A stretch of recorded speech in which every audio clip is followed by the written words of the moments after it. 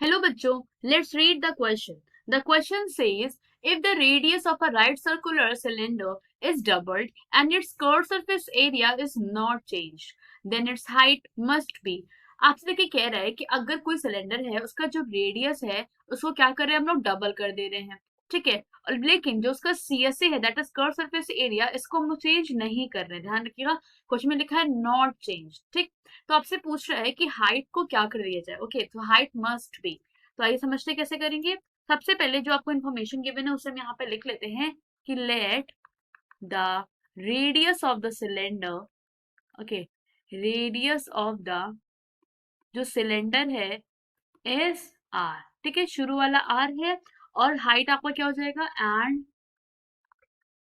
Height B H. ये हमने शुरू की इन्फॉर्मेशन लिख ली।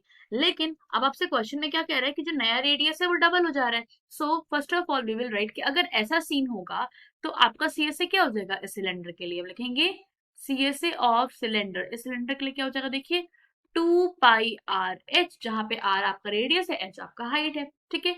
नाउ अब आपको यहाँ पे कंडीशन दूसरी दी गई है जहां पे आपका एक नया रेडियस आ रहा है, ठीक है। तो हम यहाँ पे लिख लेंगे नाउ न्यू रेडियस, ठीक है। और न्यू रेडियस को मैं यहाँ पे दिखा देती हूँ R1 से। R1 देखिए कितना हो जा रहा है, 2 टाइम्स ऑफ आर ना, जो पहला रेडियस है उसका डबल हो जा रहा है। ओके, तो आपसे यहाँ पे पूछ रहा है हाइट क्या हो जाएगा, एंड हाइट, हाइट को मैं यहाँ पे लेट कर लेती हूँ कैपिटल एच, ठीक है। तो हमें इजी होगा यहाँ पे समझने में। अब समझिएगा, अकॉर्डिंग टू क्वेश्चन आपसे कहा गया है कि सीएसए इज नॉट चेंज्ड, ठीक है।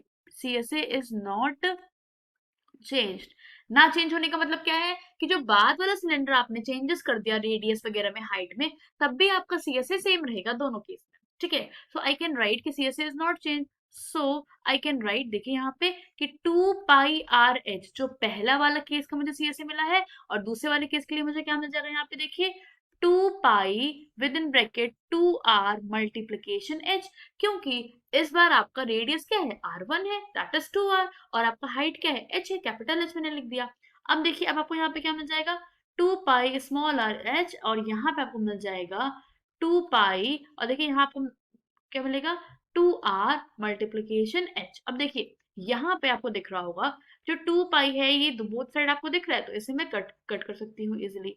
और देखिए आपका यहाँ पे आर भी कैंसिल आउट हो रहा है, तो हमें मिल क्या गया, हमें मिल गया H is equal to what, देखिए यहाँ पे हमें मिल रहा है 2 एंड कैपिटल एच। तो हमें क्या समझ में आ गया इससे, हमें इससे ये बात समझ में आ रही है एग्जैक्टली अगर आप इसको ऐसे लिखेंगे H is equal to 2 H, देखिए ये आपका नया वाला हाइट है, तो मैं लिख सकती हूँ ना कि एच/2, कैपिटल एच को मैं लिख सकती हूँ एच/2। इट मीन्स ये आपको क्या समझ में आ रहा है कि हेंस जो आपका हाइट है, the height must be half, है ना।